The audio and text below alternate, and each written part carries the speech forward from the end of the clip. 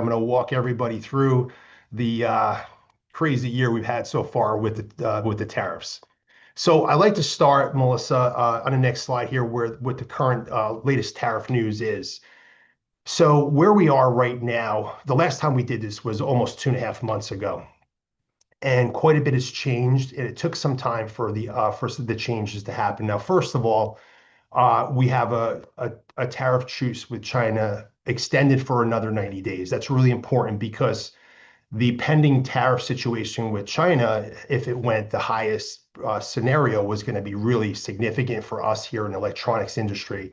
So right now we've got another 90 days. The president has extended that, and that's going to take us until well into November. So this postpones the increases, and right now that China tariff we're experiencing anything imported at this time is at 55%. Also, a new development that happened just a week ago, a lot of new tariffs were implemented. So on August 7th, new tariffs took place, and it was basically a minimum of at least 50, almost at least 15% on most countries, and some countries are facing up to 40%. And I believe that many of us, when we entered this situation early in 2025, didn't have the expectations that this tariff situation was going to have such a broad effect on every country, basically, that's exporting into the U.S. In addition to that, some countries are facing up to 40% on any transshipping tariffs. So that the president is doing, he's working on preventing from countries such as China transshipping into other countries to avoid the tariffs. So there really is no legal route to get that product in here to avoid tariffs. And in addition to that, some of the tariffs are looking at possibly soaring up to 100% on semiconductors. The third development that's happened over the past few months, and maybe there's not a lot of awareness to this, but there is some judicial pushback on a tariff authority. So right now, what's happening in the federal courts, it's being challenged, the legality of the IEPA tariffs. And this is really important that you to be aware of, because in May 2025, the Court of International Trade ruled that these Liberation Day tariffs were actually not legally binding, and they stated that the president exceeded his legal authority under IEPA. So when that happened, the government, of course, appealed the ruling, and what they did was they extended the tariffs, and that's being worked out in the courts right now. And so that final decision is pending, and we don't expect the final decision to be later in 2025, maybe in another couple of months. This is really important because there's a chance, actually, I believe a greater than 50% chance that these IEPA tariffs that were implemented this year are going to be ruled as that the president didn't have the legal authority to implement them, and that will complicate everything for us. But that won't happen until this particular federal court makes a ruling. And I could say with a great deal of confidence, no matter what the ruling is, there's going to be appeal. And then once the appeal is set, means it's going to be sent to the Supreme Court. And there's a whole process that needs to go through the Supreme Court for the Supreme Court to decide whether or not to hear this case. And if they do, you're not looking until like mid-2026 for a Supreme Court final ruling on this. So the bottom line here is that this is the situation we're dealing with for at least the next 12 months. Melissa, if you could go to the next slide here, what I'd like to do is just break down the types of tariffs that we're dealing with and which types of tariffs are being legally challenged and which are not. Now, first, we have Section 301 tariffs. These are the tariffs that all of us have really became accustomed to working with over the past several years. We've been dealing with these Section 301 tariffs on China manufactured products since the first Trump administration in 2018. And there's a process for the U.S. Trade Representative to investigate potential imposed tariffs and to be able to propose those. That is a little bit more of a longer process. That's got some checks and balances. The president isn't using them in a second term here. There's also Section 232.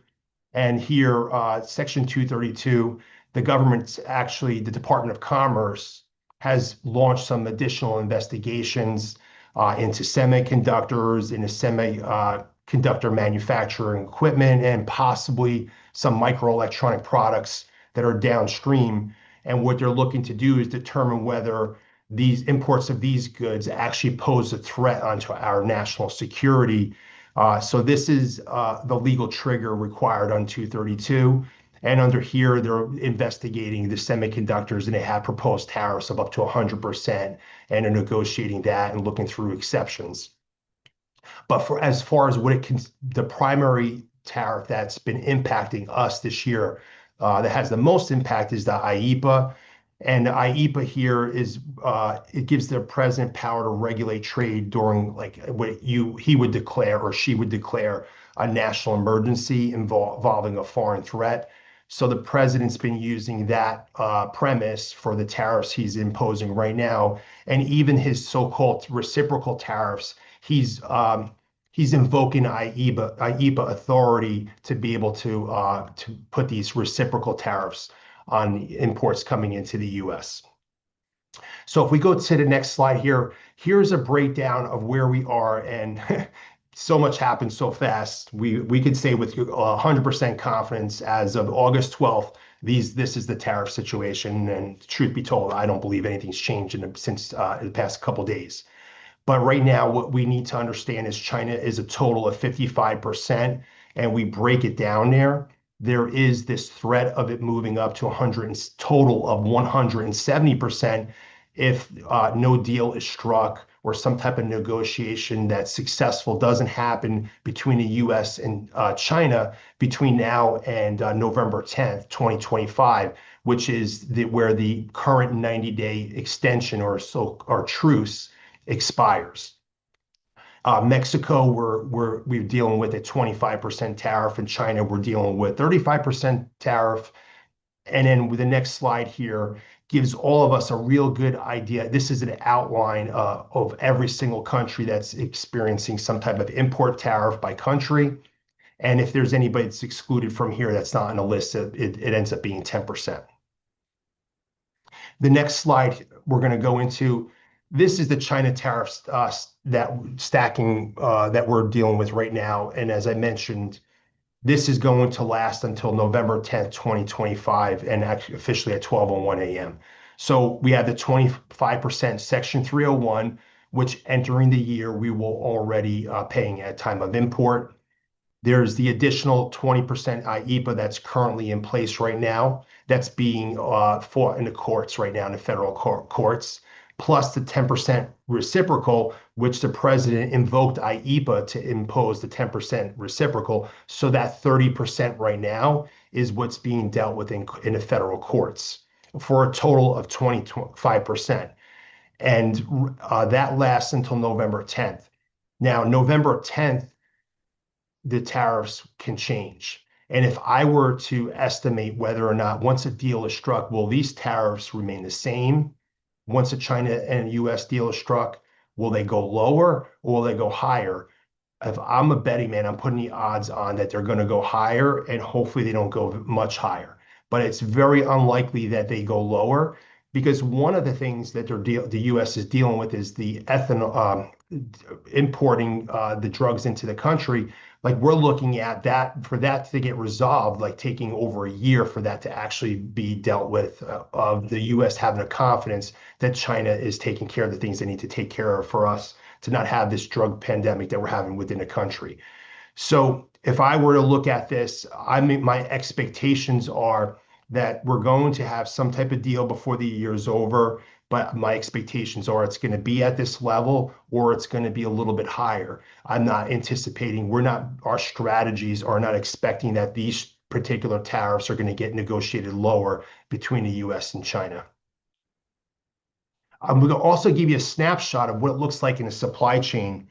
For those of us that maybe pay attention to the economic news, today was a good indication where they came out with the PPI, the Producer Price Index. And that's a good reflection of what the wholesalers what their inflation looks like to you, the manufacturers or the producers of goods. And today it was 0.9%, which was much higher than the 0.2% expected. And that was the highest number since July 2022. And what's happening here, and I can walk through a little bit of an example of what the inventory looks like in the supply chain, we would be like a good representation. We took a snapshot from 2.5 months ago, the last time we did the webinar, to today. And if you take a look here, you can see that we broke down our warehouse inventory percentage based on tariff. So 2.5 months ago, 44% of our inventory, which is the first blue graph line, was 0% tariff. But today it's only 38%. So you've got like a 6% delta almost there. Now, at that time, we only had 1% at 10% tariff, and now we have 6%. We had 48% at 25%, and now we have 38% at 25%. So you can see the delta there dropped 10%. And we can go from 45% to 55%. And even some of our inventory, but very minimal, is at 170%. And why is this important for our clients to see that data? Well, number one, we're providing you 100% transparency of what our inventory really is, because we're not going to charge you 55% tariff if we pay 25% tariff.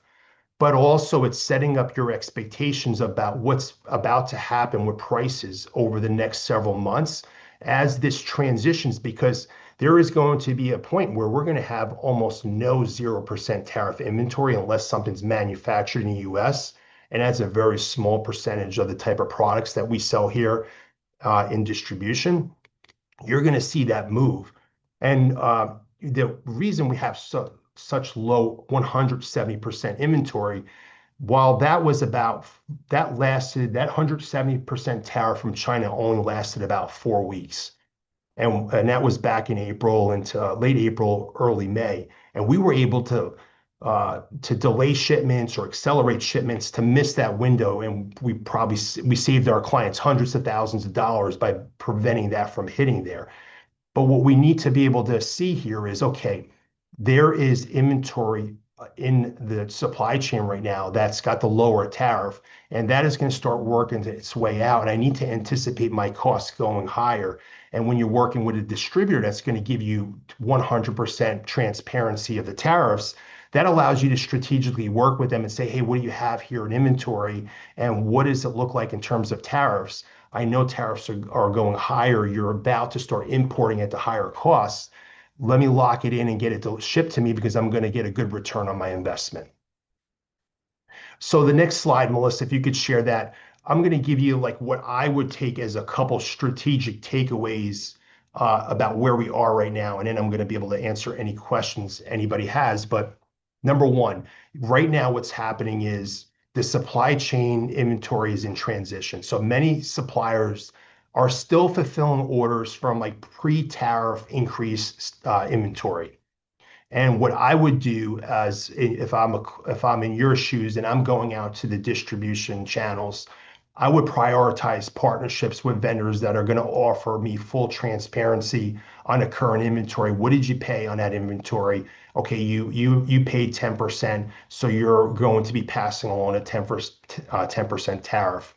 And I can just share with you guys, with everybody here at our organization, we actually provide batch level visibility. So all of our sales team members, they can see, look at our inventory. We have transparency on the individual batches, the date that batch arrived into our warehouse, and what was the exact tariff percentage that we paid on that inventory. And so that we're accurately passing along the right tariff to the client and not unnecessarily marking this up and just making more money off of our clients. Number two strategic takeaway, and this is something I'm actually learning a little bit more about my industry. I've been in this industry since 1998, and I wondered, hey, why aren't some of the manufacturers, for example, the power supply components, just moving different products more rapidly from China to other countries? Well, one of the issues was that there was just so much lack of predictability. Like, well, are we going to be better off in another country because every country is dealing with a tariff right now and waiting for all that to clear up? But also, a lot of this is advanced manufacturing, and I think there's a misconception that it's just easy to pick up manufacturing and move it to another country. But unlike simpler manufacturing, where maybe there's some products where we're just stuffing boards, it's a lot of manual insertion by people. There is a lot of manufacturing right now, which that's advanced manufacturing, involves a lot of automation. It's precision systems. These are not easily relocated. And the reason they're not easily relocated is, number one, well, first of all, you got a tremendous amount of equipment, but they're CapEx heavy investments. And these CapEx heavy investments have longer planning cycles. So in order for us to make a major CapEx investment, we typically need like anywhere between, like, if I would broadly speak, a 3 to 5 year runway to break even on that investment. So they've already made those investments in these manufacturers. They're still looking to get a return on an investment. And if they were to consider moving it, well, one, they're moving it before they got a return on the current investment.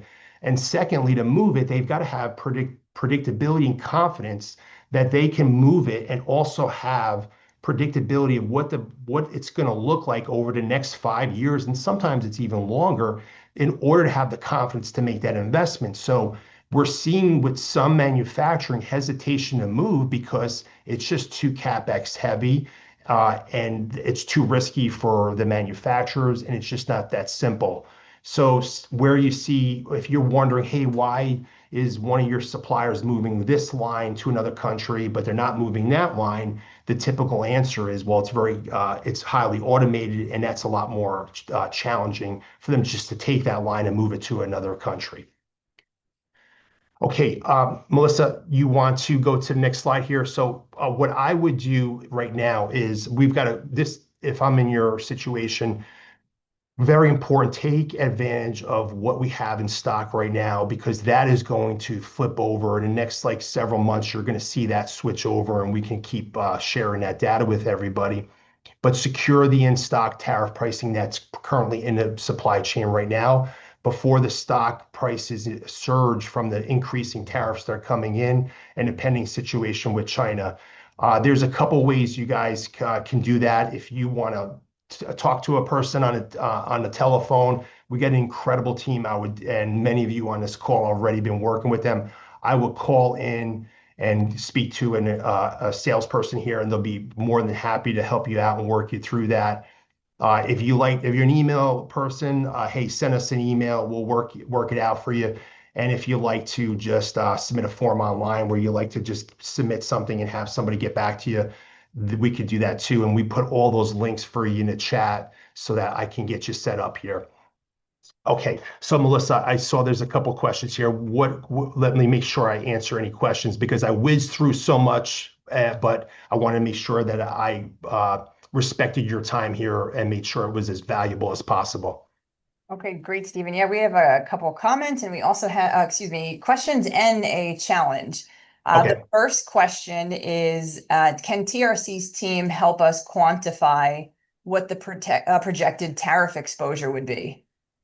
Okay, so I would wonder, like, if you could clarify that a little bit. So when we think about tariff exposure, it's when I look at tariff exposure, what I'm analyzing right now, and we do this, we look at, okay, what are our products? What's the country of origin of the products?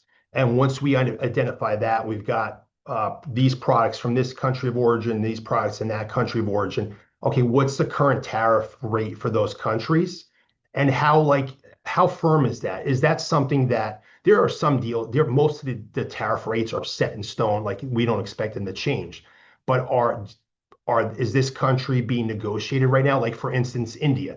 Currently, or India is 25% right now, but there's a pending 25% additional tariff on India forthcoming if they don't agree to the President Trump's requirements to sort of decouple from Russia and stop buying their oil.